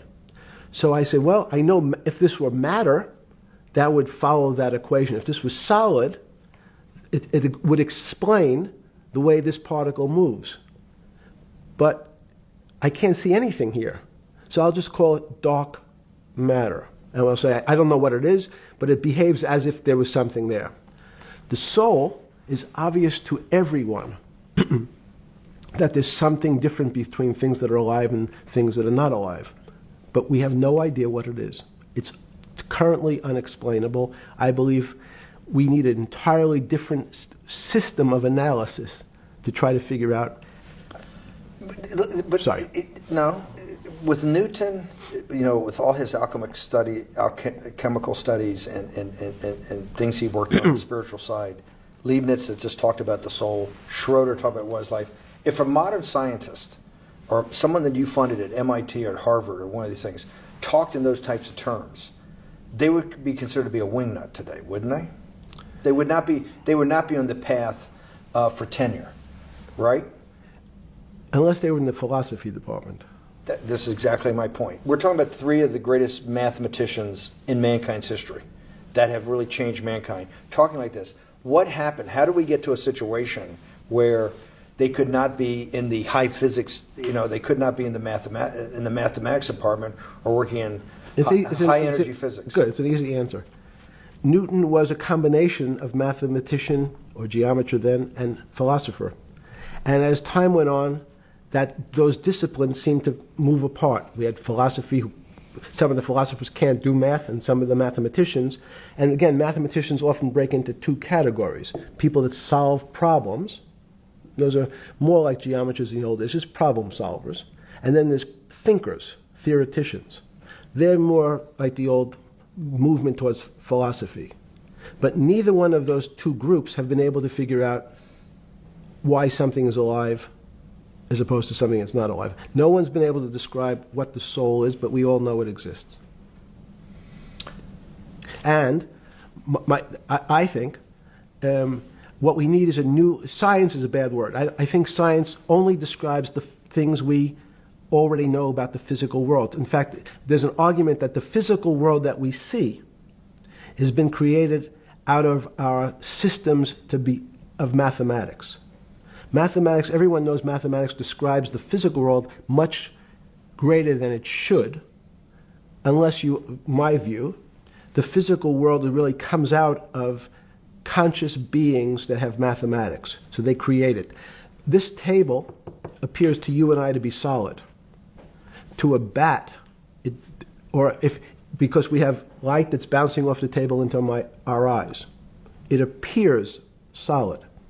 If instead of eyes that responded to wavelengths of visual light, our eyes responded to radio waves, the radio frequencies, it's not different, it's the same type of frequency as light, but different speeds, the table's invisible. We know that our phone works in this room. So the waves are coming through the windows, the waves are coming through the walls. So the walls are invisible to that type of radiation, that type of energy. The walls are, I can see them because my eyes, a physical system determines that the walls are there. You, with Murray Geldman, you founded, or were the original donor, and had the idea of Santa Fe Institute. In 10 or 15 years later, that effort to study the complexity of systems mathematically. Yes. Was it's a total failure. Yes. A total failure. Total failure. Why is that? It's the failure of science because, in fact, if to some extent science doesn't describe romance. I don't know why I'm attracted to somebody. I don't know. People are attracted to each other, and everyone has the same feeling. They've seen someone walk in the room, and they say, "Oh, that person gives me a creepy feeling." Science has tried to describe. Science doesn't describe what creepy feelings means. They just know it's a creepy feeling. I think women as I said the last time, have an intuitive sense. What is intuitive? They have intuition, they have feelings, and they're able to deal in the realm of things that men, especially men like myself, find unexplainable. They have women have intuition, men see things a bit differently. Men want to measure everything. Women are not really that interested in measuring. In what you're saying in macro terms, you actually think science, mathematics, maybe ultimately technology is moving to that more intuitive? I think science and math are old-fashioned. And unfortunately, people are still taught that they have to learn algebra in school and certain things in school, as opposed to learning to have an emotion. Is this what Larry Summers was trying to get at? Maybe he didn't say it perfectly enough, but what he was trying to get to in that system, the systems we study today, the way mathematics is either taught or understood, that women just haven't gotten up to the highest realms of engineering or physics or mathematics because of that. And you're actually implying that there's either new branch of science, or we've hit an inflection point like in Newton that's going to go in a... Newton took mankind in a different direction because he was able to measure. Then you had subatomic, non-Newtonian physics later. Are you saying that you think there's another developing field that's coming up that may take us, I don't know how many decades to get our hands around, but that's what's evolving out of this? Yes. Yeah. In fact, I think that mathematics, it's not the end of science. Every year someone says it's the end of, we can't discover everything. There's lots to discover with a relationship to the physical world, but we know a lot already. In respect to the unexplainable world, we almost know nothing. Women, again, sense it. And instead of Larry Summers, I won't digress too much, but Howard Gardner early on said, there's not one form of intelligence. It's not mathematical intelligence. There's emotional intelligence. There's kinesthetic intelligence. There's this argument that I reject that black people are less intelligent than white people. It's not true. We know, for example, that if I was in the forest and I had to run from the lion or figure out a way not to be eaten, and my competition is a local African, I'm the one who's getting eaten because they have the intelligence to deal with their local environment. So it's just different. It's not better, it's not worse, but there's many differences amongst different types of people. And so people have different intelligences, and they excel in some intelligences usually, and less so in others. When did it come to, because the world of high finance is a world of pure reason, or is it a lot of emotion and gut checks and on trading desk and central banks when these decisions get made? Is it that high church, like the high church of science of high energy physics, or is it as much emotion that comes in as much as the mathematics and the reason? It's a great question. I think if you talk to really experienced and successful traders, and you ask them how they know what's going on, they can't give you an answer. They don't know. They feel it. They can feel the way the market's moving. They can feel the way the stock's moving. And that these are not very well-defined terms. It's difficult to put in mathematics terms, how did I feel it? You could look back and make guesses what I was seeing. But great traders feel it and then act on their feelings. That's the difference. Many people feel it but are afraid because they want a mathematical justification before they take that next step. When you first got on the trading desk at Bear Stearns in the late 70s or mid 70s, were you shocked by how little actual understanding of mathematics that the traders comprehended? Yeah, well, again, we had a Texas Instrument calculator. Most stockbrokers, especially before 1975, if they were good stockbrokers, could add. That's about it. They could multiply. If you could multiply, you were already in the top 15% of stockbrokers. Stockbrokers simply meant there's a story. When I went to the first person, I had no money. And I said, how much money do you make a year? And he said, $400,000. I said, impossible. I'm making $10,000. That's probably more than your family had made in his entire existence. Yes. And he makes it in a year. I said, what do you do? And he said, it's too complicated for you to understand, which is what the main thrust of Wall Street people, they want to tell you it's too complicated. Because if you understood that that person was simply, he had a brother-in-law, in fact, in this case, who ran the pension fund at General Motors. His brother-in-law would call him and say, buy 1,000 IBM. He'd hang up the phone, he'd write it out on a ticket and walk it to a window. That was his entire skill set. Hello, write what my brother-in-law says, walk it to a ticket window. Give me an example when you were on the trading desk in the early days of Bear Stearns of a time that you felt either complete uncertainty or you saw total panic, where people, something was happening that people couldn't foretell and that they were like in an airplane cockpit where it's going wrong. Walk us through that. In 1978, I think it was, across the news wires, there had been a collapse of the currency in Thailand. On the other side of the world, had no relationship to me. I wasn't sure where Thailand was. But the fact that a currency, a country's money, had all of a sudden dropped tremendously in value, affected the rest of the world's markets. And people panicked because they'd never seen that before. A very small part of a very complex system had a shock throughout the whole system. So prices on Park Avenue apartments, the bond markets, the stock markets, every started to gyrate. You know, there's an old mathematics expression that if a butterfly wings in Mexico make the wrong turn, it spins out, and eventually, by the time it gets to Canada, it turns into a tornado. So these are part of complex systems. So yeah, Wall Street in certain parts. Santa Fe Institute was supposed to actually come up with a formula for that, for the butterfly wings. Why in 15 years did you reach the end of at least that experiment? Every attempt to, that's why it's so exciting now, because I think certain people are starting to realize that there's so many things that are unexplainable that we have to think about them differently. Music is a great example. It's a common man's example.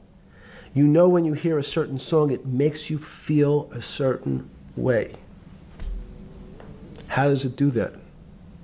We don't know. We can't mathematize it. And even that music, Steve, nowadays we compress music. When you have a violin, it's compressed onto your iPhone. So what does compression mean? I'm taking lots of information and I'm cutting it into lots of pieces and squishing it together.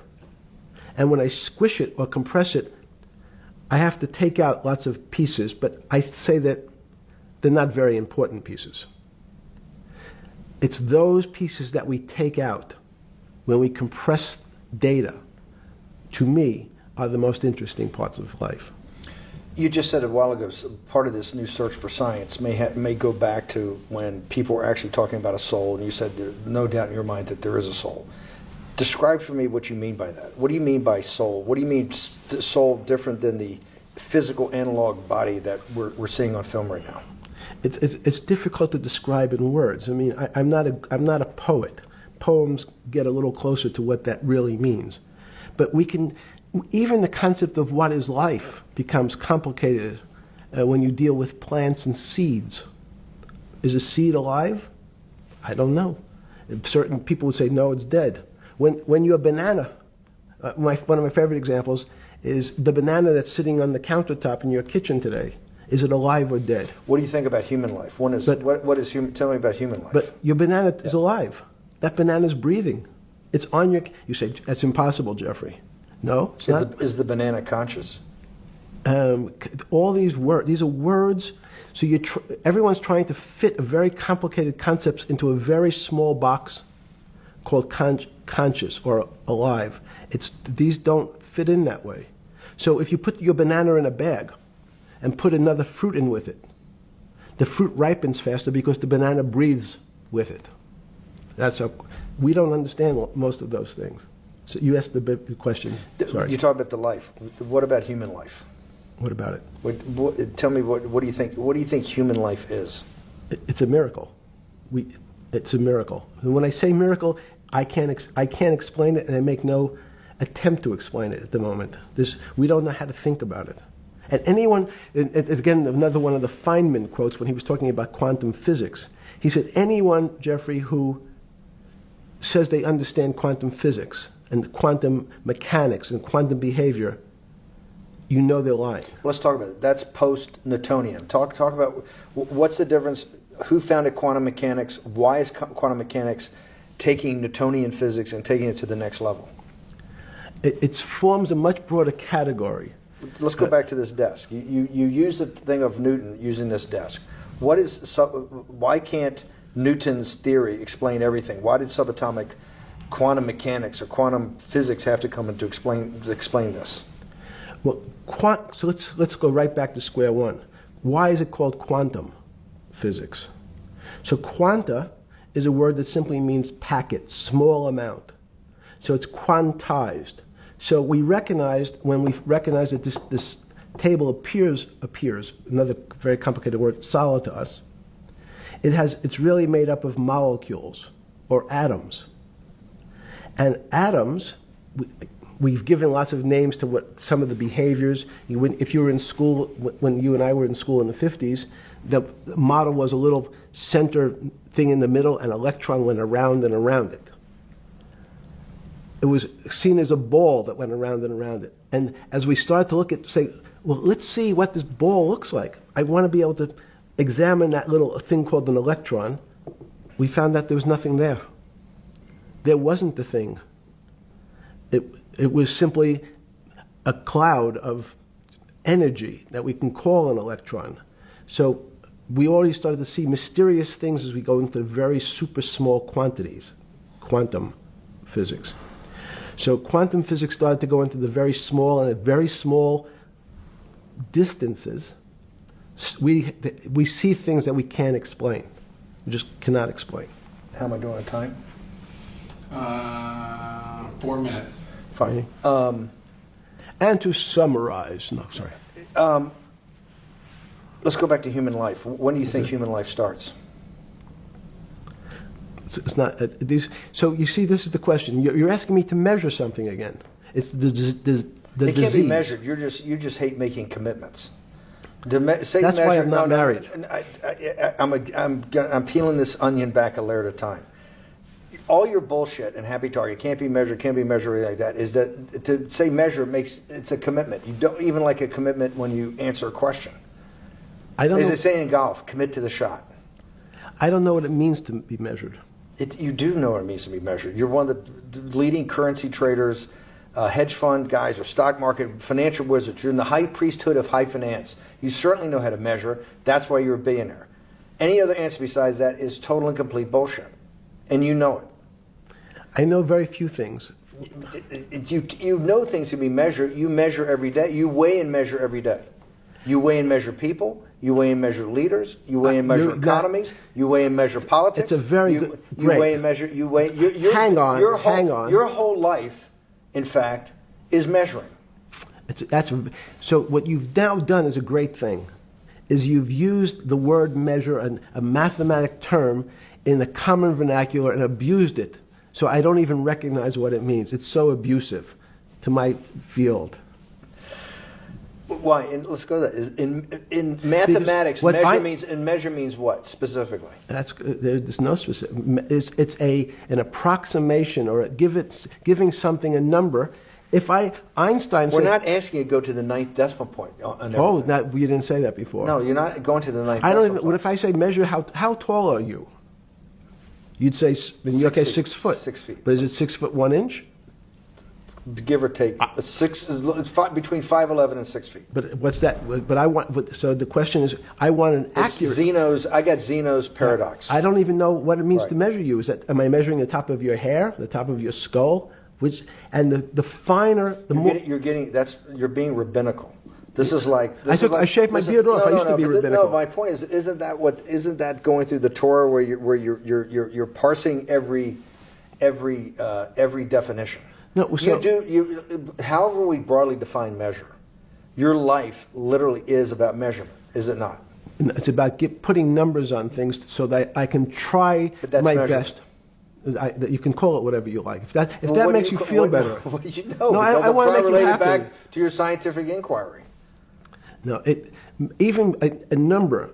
People don't. A number is a complicated When did thing. you come? When did you come to this When did you come to this aha moment? Was when it was in your solitary confinement, when the biggest financial crisis in world history was going on, in your 7x9 jail cell with your metal bed and your two brushes because you were a trustee with the brown uniform on, trustee spelled wrong. Is that the moment of clarity that you had about science and Newtonian physics and everything that we can measure is really not going to be the way we go forward? It's going to be much more esoteric, emotional intelligence thing. Was that your moment of clarity?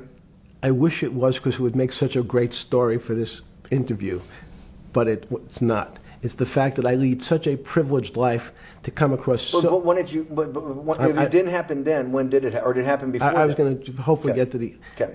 I'm in a privileged position to have some of the world's smartest people come to my house and tell me what they think about different subjects, and I finally realized that the thing that they had most in common was there was this area, no matter how smart they were, that when I asked them the questions, they said they'd have to resort to a 500 or 1,000-year-old response to that question, which was, I don't know. You know who else found that out? Socrates. That's what Socrates kept doing, right? Socrates kept asking all the experts. He would go through, question after question after question, and realize at the end they didn't really know. They really didn't basically understand what they were talking about. And one of the things that people won't enjoy, it turns out that potentially one of the bad things to teach children is how to write. Writing, reading, and arithmetic was supposed to be, everyone's supposed to be taught. But writing forces you into a very narrow channel of thinking. You have to write in a certain form, in a certain way, in a certain linear pattern. So your thinking becomes somewhat narrow. The reason I brought up writing is one of the recent discoveries of mine with respect to Socrates, Plato, and Aristotle is they never wrote anything. They spoke, and people around who could write wrote. Socrates could think. So that was... Jesus of Nazareth was the same way, right? Never wrote anything. I thought he was a carpenter. He was a carpenter. Didn't he need like a little carpenter's tonight? I don't want to get that. But at least his written record. Right. One last thing. Sure. Thank you for having me to your house.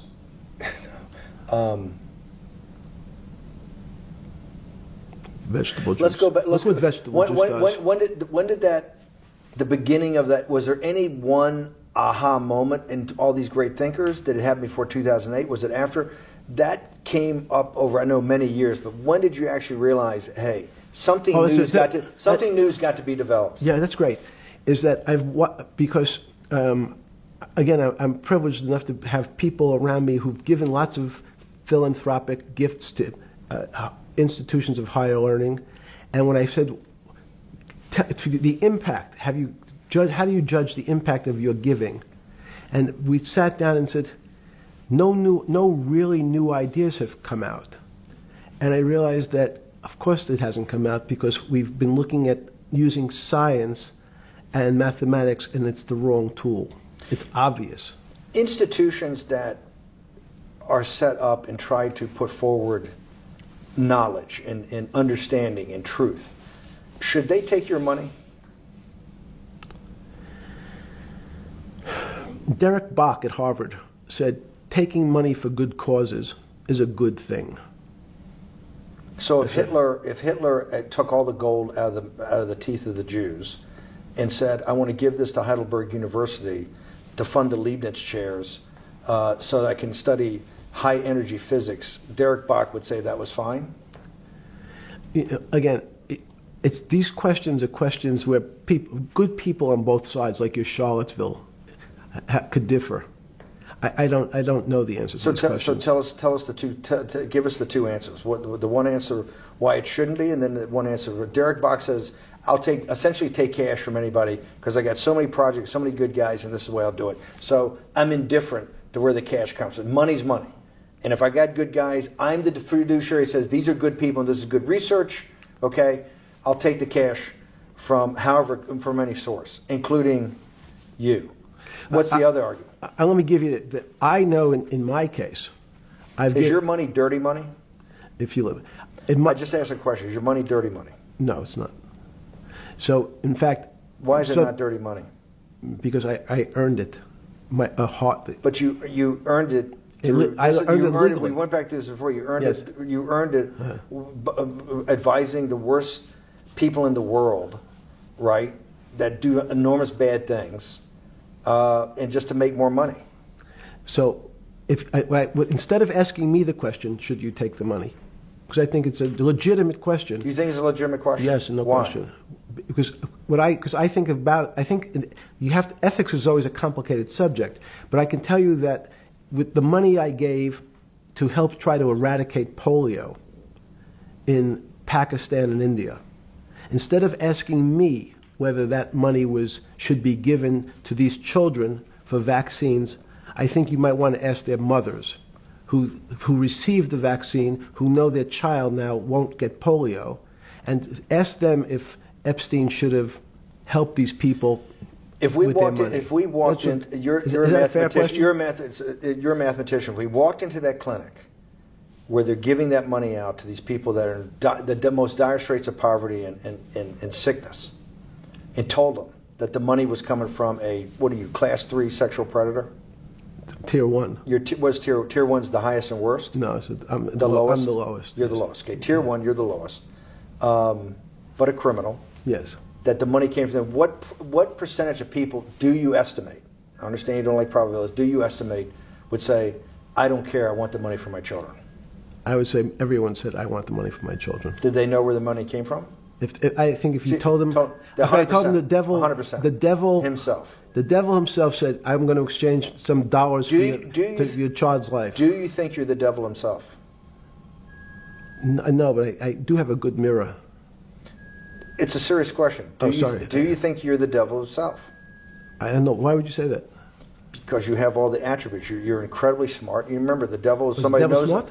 The devil's brilliant. You read Milton's Paradise Lost. The devil scares me. Satan is at the number 1 or 2 archangel, and the reason he goes to hell and leads the rebellion is because he can't be the top guy. And his thing is, I'd rather reign in hell than serve in heaven. I saw that in a movie once called American Dharma. I don't remember who said it. Okay, we have to go. Okay, good. Okay, that was good.